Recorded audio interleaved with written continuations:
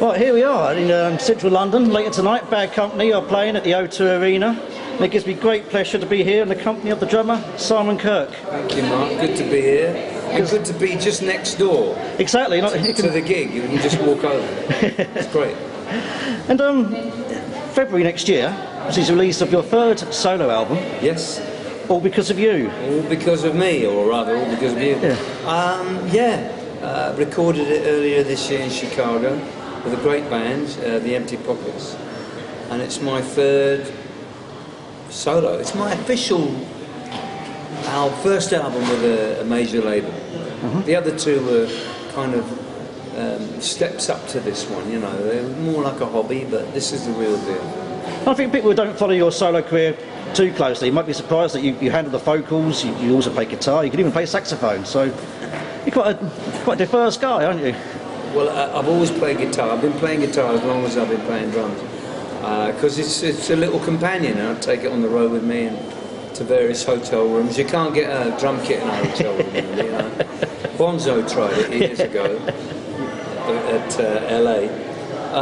No, but I've been writing songs all my professional life, and I got about 13 or 14 together year before last in 2015, and I met David, my manager, David Spiro, and we talked about me recording, and I played him some of my songs, and he was very complimentary.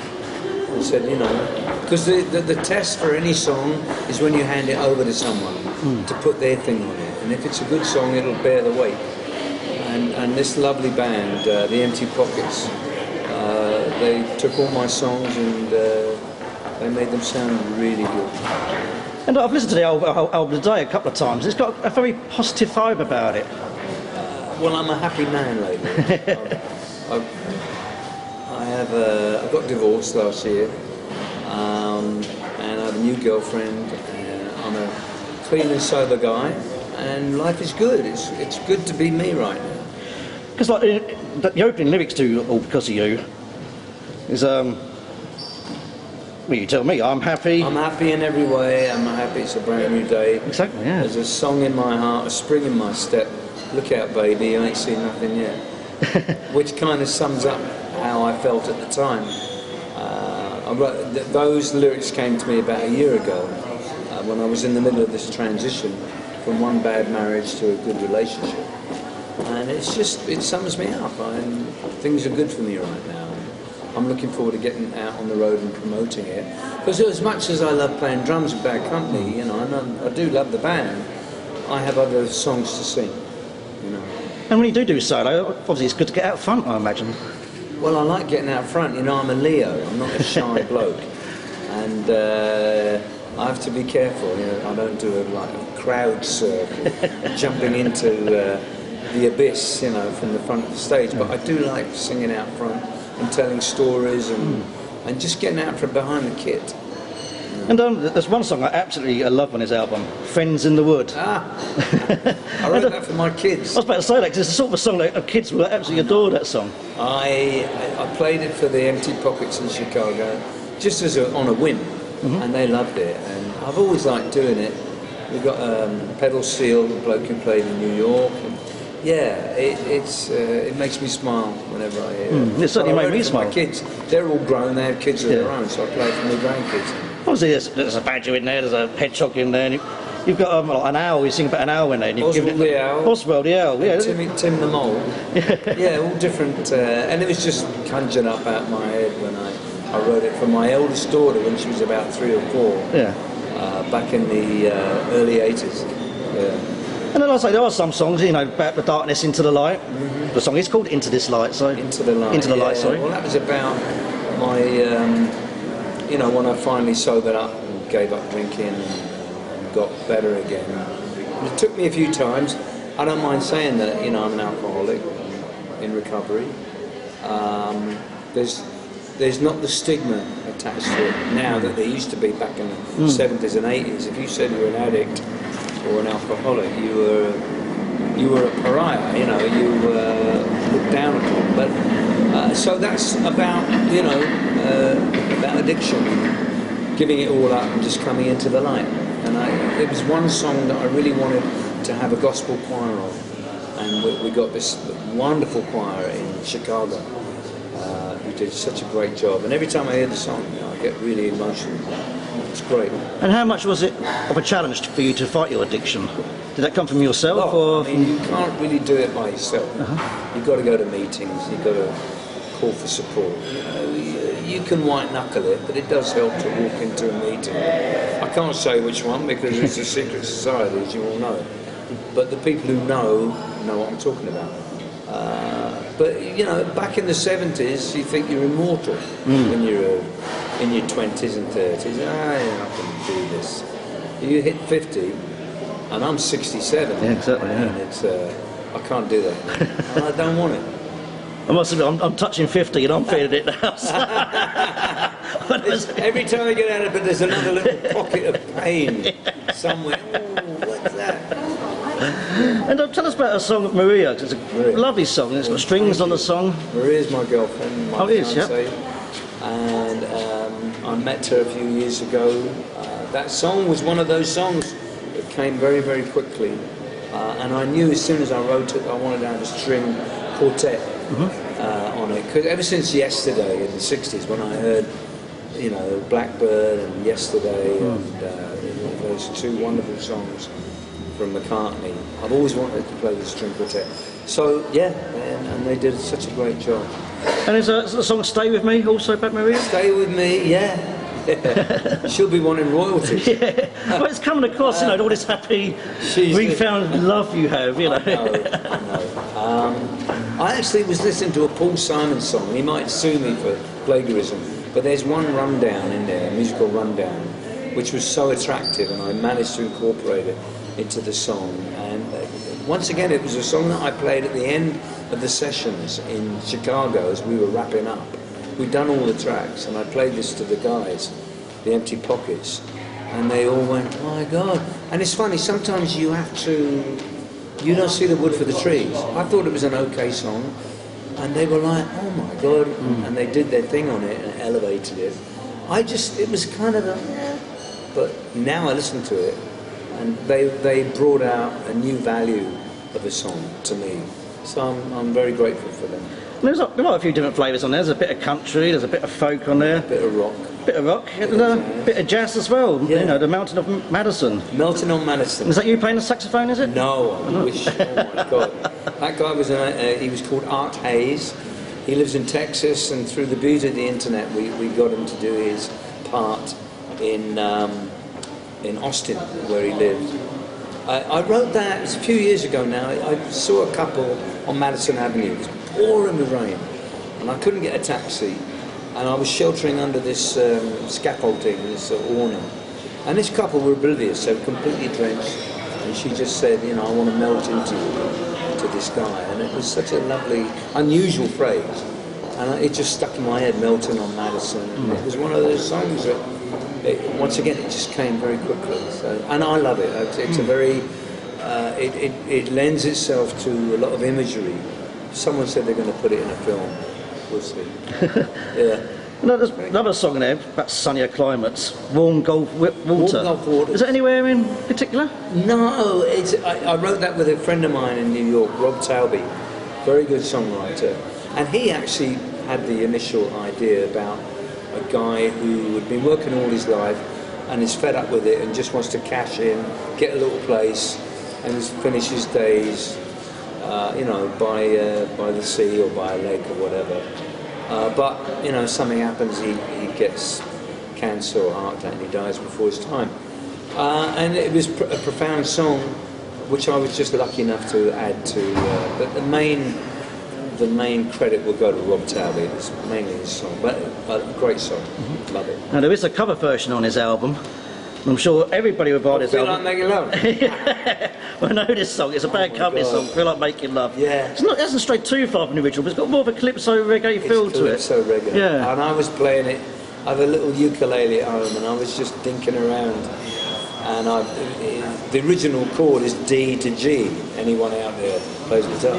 I was just thinking on C to F, and just noodling. And Maria said, "Wow, what's that?" And I said, "Well, it's Feel Like Making Love." She said, well, you've got to do it. And I said, look, you know, it's a famous song of bad companies. I mean, it's heresy. She said, I don't care. It's great. And I realised that there are generations out there who don't know Bad Company from the 70s. But I might know the song, but I won't know it's Bad Company song. So we did it, and the acid test for me was to play it to someone. So I sent it to Mick Ralphs and Paul, the original authors of the song, and they both said it was great. Go ahead. I had to get the permission, obviously, to put it on the album. You just mentioned Mick and Paul, and you know, I've been hearing this album today, and I was thinking, any one of these songs could easily go in a Bad Company song. So, well, a Bad Company album. So why isn't there a new Bad Company album as such? I don't know. Honestly, obviously, you've got the short answer is I don't know. I mean, I think this tour has been such a wonderful revelation for the band. You know, the audience is a lot quieter in England. They're older. They're like you and me. They're in their 50s and 60s. They don't go nuts so much now, and I think they listen more. When we were in the States in the summer, it was more raucous. It was more, you know, celebratory. But here in the late autumn, early winter, people come to listen. And the last 9 or 10 shows that we've done, we've had to play. So I think the level of playing within the band has risen, really. And I would love to do another album. That's all I can say. It's up to the others to agree. And how much of a leader are you in Bad Company? Because you are the only one who's been on every single Bad Company album. No. For better or for worse. I'm just an eternal show-off. What can I say? I refuse to give up. And, you know, I was saying earlier to someone that, you know, we've been around 43 years. And any band that's had that sort of course or longevity is bound to go through some ups and downs. And there are certain decisions that I made in my past that I regret. You know, Paul left the band for several years. We got other singers in. I regret it. Oh, really? Yeah. The first one, Brian. Even though you had some major US success. Say again? You had some major US success, though. Yes, yeah. We were on the coattails of the original Bad Company, which was huge in the late 70s. I'm not saying that the music wasn't as valid as Bad Company, but it took a diversion. And it wasn't the Bad Company that we all know and love. With Robert Hart, we had a singer who was much closer to Paul's style, and we reclaimed some of that lost ground. But you know, the 90s were slim pickings for Bad Company, and we went through a lot of changes, personal changes, personnel changes, but we seem to have come out of it the other side to be this band that still refuses to die. Still in demand, playing places like the O2 Arena, Yeah, so it can't be bad. I can't believe it. You could land a jumbo in that bloody place. And I'll just go back to your album again, all because of you, because the last track, Wind and the Rain, it's all about your childhood. Ooh. Yeah.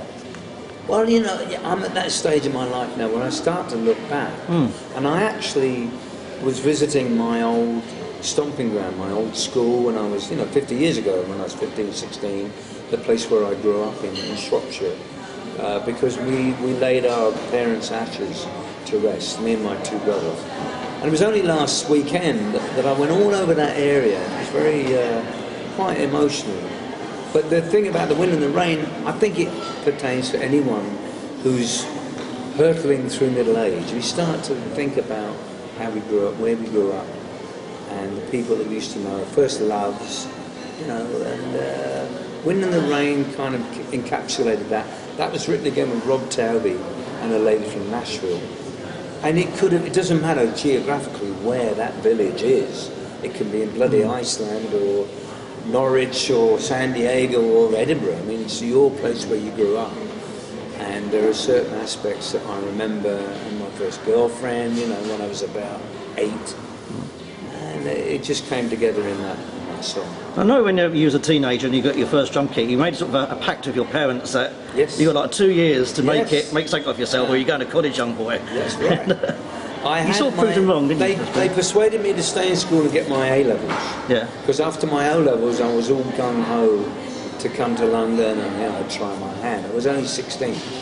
But common sense prevailed, and they said, look, get your A-levels, and you've got 2 years from 18 to 20 to give it a go. Yeah. That was it focused me. It was a gap 2 years instead of a gap year. But it focused me, and on the 23rd month of those 24 months, I got a break. Because up until then, I was doing nothing. Was that the Black Cat Bones? The Black Cat Bones. Yeah. And I tossed a coin whether I should stay and do some whatever letter writing and whatever I did back then, or go and see this band, because it was a long schlep from Twickenham right to Battersea. I had to take a tube and change, I tossed a coin, and it came down heads, and I went to see Black Cat Bones, whose guitarist was Paul Cossor, and that's when I said, you're great, but your drummer's shit. In a rare burst of being pushy. And he said, well, it's funny you should say that. Tonight's his last night, and we're holding auditions tomorrow. If you think you're so good, come along. And I did, and I got a job. Well, of course, that morphed into Free. Yeah, 6 months later, he said, look, I'm tired of playing with this band, and I've seen this great singer in a band called Brown Sugar, across town. His name's Paul.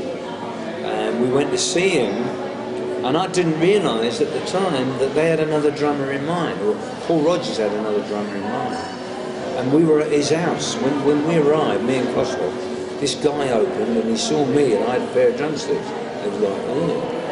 And I didn't know at the time. It was his house and he was going to play drums in the band. But I had a little bash and I guess they liked me. So that was 3/4 of Free. And then Andy Fraser came along a little later. And of course, success came quite quickly for you. So, going back to your parents, how proud was that for you to tell your parents, here I am on TV, and here's our album in the record shop? It was... No, I didn't get smug. You know, in life, to a degree, you make your own luck. And had I not gone down to London and stuck it out, obviously I wouldn't have had the success I did. But just that toss of a coin, you know, it's... What did Dylan say, Bob Dylan? A simple twist of fate. Mm-hmm. I could have just stayed in. Yeah. I wouldn't be talking to you now. That's right, yeah. So it's just the way life is. But the biggest moment for me was giving my parents the first gold album from Bad Company. Because Free never earned, we didn't get anything. We got a gold single for All Right Now. Yeah. But we never got anything for the album, so I don't think we sold enough. But to give my dad the first gold Bad Co album, that was sweet. Very great story. He said, well done, old boy. And there's been many, sort of, I say Bad Company, there's been many reunions of Bad Company over the years, but never one for Free. But it almost happened in the Olympics 4 years ago. How close to that? How did you know about that? Oh, well, amazing. My goodness. How close that happened? That was close. You were that far away. I think it was like Joe Bonamassa and Peter Bullock phoning into well, the name. I don't know, you know a little bit more than I, but Paul called me, Andy was up for it, would we do some songs for the Olympics? I said, love to. Who are we going to get to play guitar? Now I know a guy in England, and the Olympic Committee was stressed that they wanted it to be an English guy. Yeah. Great, all right, so, but Paul had, I think he had maybe Joe Bonamassa in mind. I had this guy up in Newcastle who I wanted, but Bonamassa was American. So that's what the first stumbling block. Stupid, really. Didn't matter if he was from bloody Tibet, as long as he could play. So it all fell through. Yeah. A shame, yeah. You're a well-read man, Mark. Thank you. And correct me if I'm wrong, I believe this is the first time you played the O2 Arena since 2007 for the Ahmet... For the Zeppelin reunion. Ertegun Tribute, I hope I pronounced that correctly. with Ahmet Ertegun. Yeah. With Keith Emerson and Chris Squire. Yeah, because obviously Led Zeppelin was the talking point of the night, and in the history books that's all ever gets mentioned. But you opened that night, you know, with those Harvey guys. Goldsmith called me up and said, look, we want you to open the show with Alan White, who's a great drummer. I thought, well, who's going to play? He said, well, he'll play timpani. Wow. Okay. He wants to play timpani. And Emerson and Chris Squire, and that was it. And I heard that they were on board. Then I heard The Choice, Fanfare for the Common Man by Aaron Copland. I thought, what the how are we going to do this? And Mo called me up and said, oh, it starts off with the shuffle and then we stop for 6 bars. But we managed to get through it. I say, unfortunately, was it recorded in any way, do you know? I think there's a little clip on YouTube. Yeah, it was before people had the iPhones really. It was one shot from the distance. Yeah, that's all. It was memorable. But I was there luckily, and it was fabulous. Oh, yeah. And then Zeppelin came on, and it was great. What was the mood backstage that day? 'Cause it was a special day. It was an unusual feeling. That's a good question. We all wanted to see them, you know, and I wanted to go and see Jimmy and Robert because of the Swan Song connection. Of course. But they weren't seeing anyone. I mean, like no one except their manager. I got them to autograph a guitar for a Wounded Warriors charity that I run in America, that I'm part of, and they very graciously signed it. But no one was allowed in to see them. So a little like the old days. Yeah. We just needed Peter Grant there saying no. And did you watch the whole concert? Oh yeah. I mean, I'm a huge fan of Jason. Jason Bond. Yeah, he did a fabulous job that His day. drumming on Kashmir was some of the best drumming I've ever seen. He was stunning. Excellent. And going back to Bad Company, there was sort of a live double package come out last year, live 1977, live 1979 from Texas and Wembley Stadium. Yes. What memories does that bring back for you? Not many. Honestly, not many. You know, those days, look, number one, it was 40 years ago, and number two, I was a tearaway back then. I don't really remember. I remember doing Wembley, because 2 nights, or was it even 3? That was Wembley Stadium, was it? Wembley Arena. Wembley Arena. Okay. I remember that, but I don't really remember too many of the road shows in America because they kind of morphed into one big gig. And I don't remember the Texas gig. But you know, I was listening to them, and I'm playing better now than I did then. It's great to hear. I am playing better now. Yeah. And are you happier now than you've ever been? Yeah. You know, peaks and valleys. The first couple of years of Bad Company were my happiest in terms of realising my dream. To have a platinum album, to have a nice amount of money. I was single, you know, I had the world at my feet. And for a couple of years, I was happy. I'm now 40 years older, but I'm happier on many different levels. That's excellent, it's good to hear. And we'll just see what the future brings. But more happiness, we hope. And more albums. All right. So it's been wonderful talking to you. The album, All Because of You, is coming out on February the 10th, through sort of BMG and Absolute Records. Yeah. And I'm looking forward to it. So, Boy, you are the most clued in journalist. That's great, man. Thank you, man. All the best. Thank you very much, Simon. Thank you.